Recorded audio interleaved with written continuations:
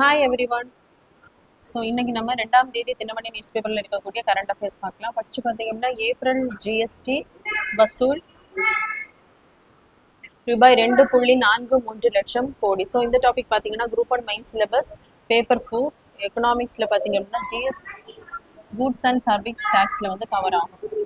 So GST tax பார்த்தீங்க அப்படின்னா goods and service tax 2016ஆம் ஆண்டு தான் 101st கான்ஸ்டியூஷன் அமெண்ட்மெண்ட்ல தான் இந்த டேக்ஸை வந்து இன்ட்ரடியூஸ் பண்ணியிருப்பாங்க. அதாவது சென்டர் மற்றும் ஸ்டேட்ஸ் கலெக்ட் பண்ணக்கூடிய அந்த இன்டைரக்ட் ஸ்டேட்ஸை வந்து குட்ஸ் அண்ட் சர்வீஸ் டேக்ஸ் கீழே என்ன பண்ணியிருப்பாங்கன்னா கொண்டு வந்திருப்பாங்க. ஸோ இதுக்காக பார்த்தீங்க அப்படின்னா அந்த குட்ஸ் அண்ட் சர்வீஸ் டேக்ஸ் வந்து ரெஃபர் பண்ணுறதுக்காக ஸோ ஒரு கவுன்சிலை வந்து ஏற்படுத்தி இருப்பாங்க, ஜிஎஸ்டி கவுன்சில்.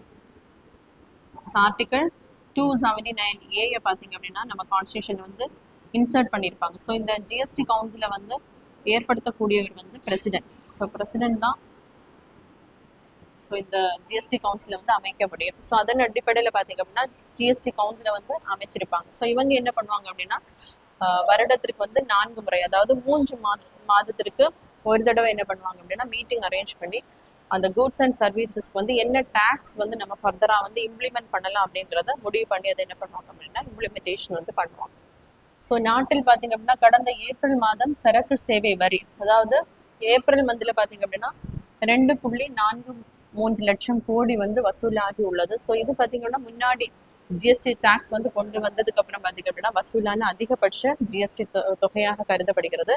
ஸோ ரீசெண்டாக பார்த்தீங்க அப்படின்னா செப்டம்பர் மாதம் இந்த கவுன்சில் வந்து நிறைய அந்த பெர்சன்டேஜ் இருந்திருக்கும், ஒவ்வொரு கூட்ஸுக்கும் சர்வீஸஸுக்கும் என்னென்ன அளவில் வந்து டேக்ஸ் விதிக்கணும் அப்படிங்கிறதுக்காக நிறைய லெவலில் அந்த டாக்ஸஸ் வந்து இருந்திருக்கும். அதாவது 5%, 12%, 18%, 28%ல அந்த டேக்ஸை வந்து இம்ப்ளிமெண்ட் பண்ணிட்டு இருந்திருப்பாங்க. ஸோ இந்த செப்டம்பர் நடந்த இந்த ஜிஎஸ்டி கவுன்சிலில் பார்த்தீங்க அப்படின்னா நிறைய பொருட்களுக்கு, அதாவது 12 and 28 இந்த பர்சன்டேஜ், இந்த சதவீதத்திலான அந்த டேக்ஸ் என்ன பண்ணியிருப்பாங்க அப்படின்னா அபாலிஷ் பண்ணியிருப்பாங்க. 5 மற்றும் 18% தான் பார்த்தீங்க அப்படின்னா பொருட்களுக்கு மற்றும் அந்த சர்வீஸுக்கு வந்து வரிகளாக அது விதிக்கப்பட்டிருக்கும். ஸோ அதன் அடிப்படையில் பார்த்தீங்க அப்படின்னா அந்த நிறைய பொருட்களுடைய அந்த விலையானது குறைக்கப்பட்டிருக்கும். ஏறக்குறைய பார்த்தீங்க அப்படின்னா 375 பொருட்களுக்கான அந்த விலை வந்து குறைக்கப்பட்டிருக்கும். ஸோ இதில் பார்த்தீங்க அப்படின்னா சேர்மேன் ஜிஎஸ்டி கவுன்சிலில் யூனியன் ஃபினான்ஸ் மினிஸ்டர் சேர்பர்சனாக இருப்பாங்க.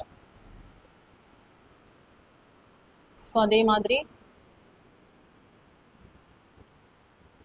Minister in state for finance,